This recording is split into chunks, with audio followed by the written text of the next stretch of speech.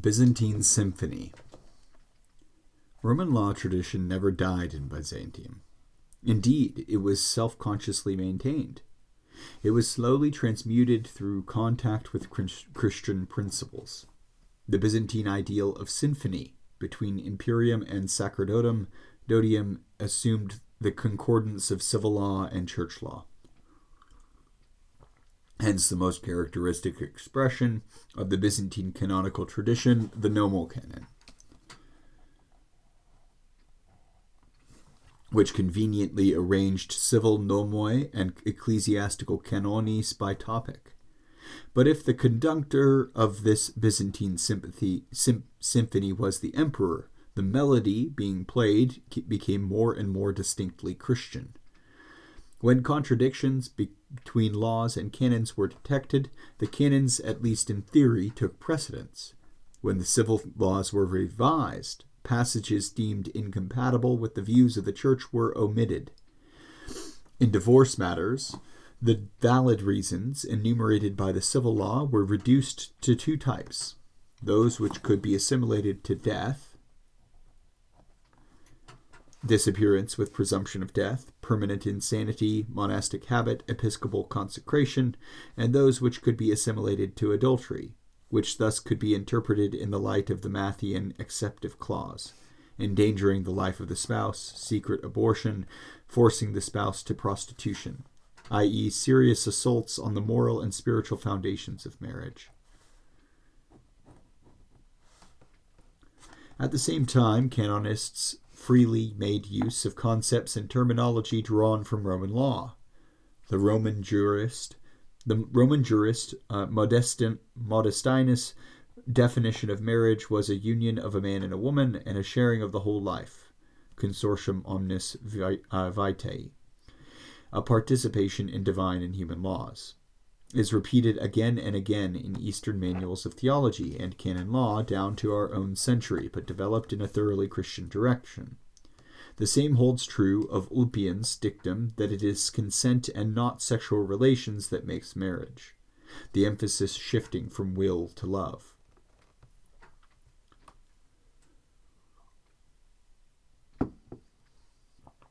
Particularly significant for the later history of marriage in the Christian East were developments touching on the formation of the marital bond. In general, the early Christian church had been more concerned about the character of Christian marriage than about the wedding. In time,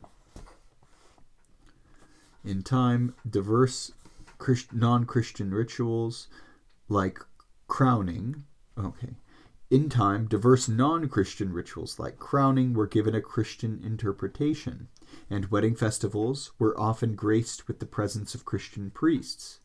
Yet this initially had nothing to do with legal requirements. Only in the 8th century is ecclesiastical blessing officially recognized as one of the legal ways for establishing a marriage, and then only as an alternative for the lower classes. Whoa. But the custom of an ecclesiastical blessing took hold, and in the early 10th century, Emperor Leo VI issued his Novella 89. We order that marriage be confirmed by evidence of a sacred blessing.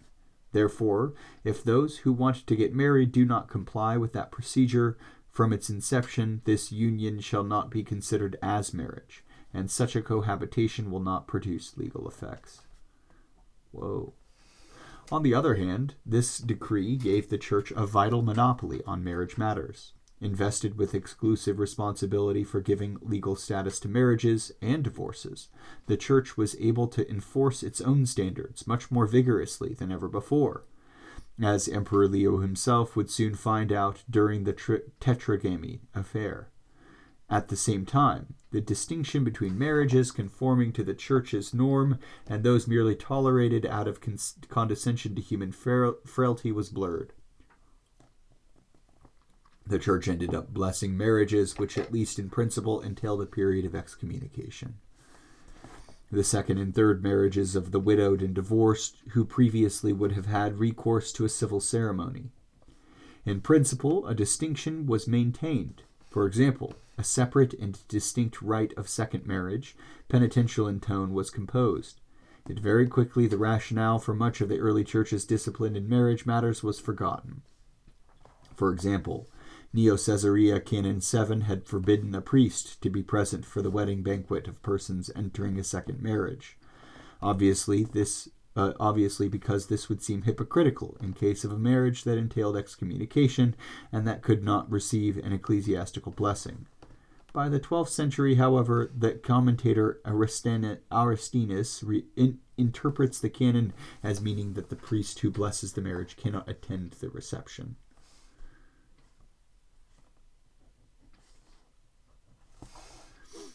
Wait, hold on.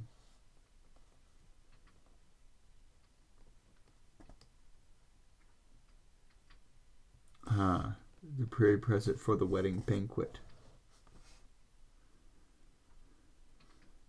Interesting. Marriage and divorce today. If the surviving account of marriage cases are any indication, Byzantine marriage law, that symphony of Roman and Christian elements, functioned reasonably smoothly and effectively. A sign of its strength and resilience may be the fact that it continued to operate without serious problems through most of the Orthodox world after the fall of the Byzantine Empire. Only in our own country has the symphony ended. Only in our own century has the symphony ended. Intimate links between church and state, Christianity and society can no longer be taken for granted. The church is left with the difficult task of both addressing problems unanticipated in the old nomocanonic system and of modifying elements in it which have in fact become dysfunctional. Confronted with this new situation, the church faces many temptations. Instead of communicating its own deepest insights about marriage to the world of today, it could end up woodenly maintaining all the external forms and requirements of a bygone age, whether civil or ecclesiastical, and in the very process capitulate to an understanding of marriage quite at odds with Christian teaching.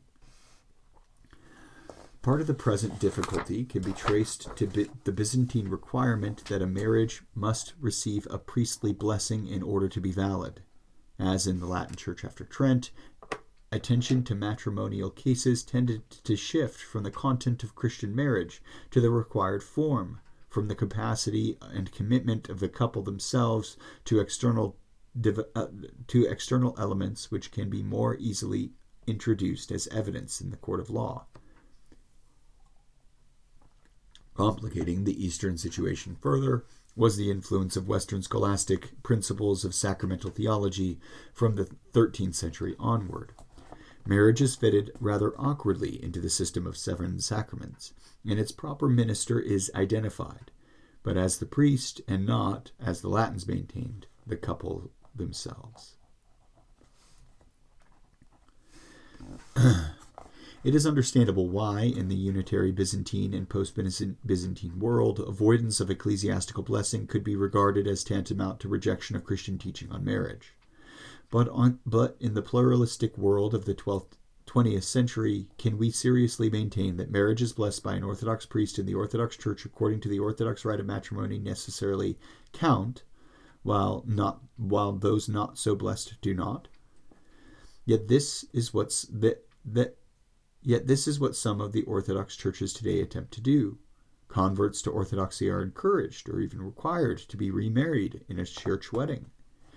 Men married, divorced, and remarried anywhere outside the Orthodox Church may become candidates for ordination because the impediment of sequential bigamy, which traditionally has been taken very seriously by the Orthodoxy, is not considered to be present in their case. The list of anomalies could go on and on. To be sure, other Orthodox churches, most notably the Russian, take quite a different approach. For example, they grant dispensations from form in certain cases, and they count marriages entered into outside of the church, provided that the qualities which the church requires of marriage are present. That such widely divergent practices can exist among Orthodox churches suggests how confused the Orthodox understanding of marriage has become since the end of the Byzantine Symphony. Many other contemporary problems could be enumerated. How, for example, are marriages of persons who in fact are non-religious agnostics to be regarded? even though these may have been blessed by an Orthodox priest in the Orthodox Church, according to the Orthodox rite of matrimony? Or what consideration should be given to psychological factors which might adversely affect a couple's capacity to relate to each other as husband and wife? The nomocanonic system allowed divorce but virtually ignored the concept of nullity. In these and many other areas, deeper reflection is urgently needed. In his massive study of divorce and remarriage, Father Theodore Mackin observes that a chief concern of the fathers of the early church was to get Christian spouses to see their marriage not as liaisons, become marriages,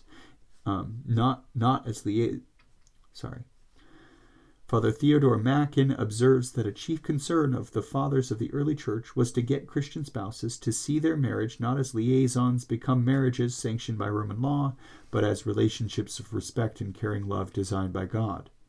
In our post-Christian age, we face much the same challenge, save that now our own ecclesiastical forms may be among the obstacles which hinder a deeper understanding of Christian marriage. Fortunately, the Orthodox tradition does offer many resources for this task. A firm but sensitive understanding of penitential discipline, a history of liturgical creativity, a tradition of openness to culture and to the problems of society, an approach to the sacraments not entirely imprisoned in scholastic theories, a pastoral theology solidly grounded in dogmatic theology, stressing the ultimate significance of personhood.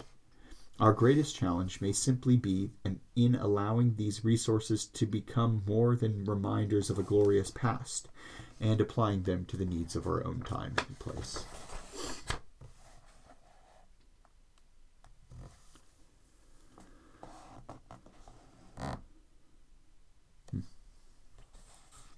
The comments of Evdokimov. A person who betrays his love betrays himself. But this need to remain on the level of the spirit can never be formalized or decreed. Love, like martyrdom, cannot be imposed on someone. The promise of fidelity is born on the deepest realities of human life and on transactional realities. It is not imposed from without, but raised from within, from the heart's dimension, and is addressed to the freedom of the spirit like an invitation to a banquet and a call to suffering. The act of faith enters into it, and one's fidelity comes alive in accordance with the integrity of one's faith. With this mystery, no one is judged except God, to whom the promise is made, and the conscience of the one who made the promise. If faith changes, fidelity also changes. It ceases to be a grace and it becomes a constraint. Evdokimov sums up the Orthodox position in this way. In permitting divorce, the Orthodox Church shows its infinite respect for the person and for the sacrament of charismatic love.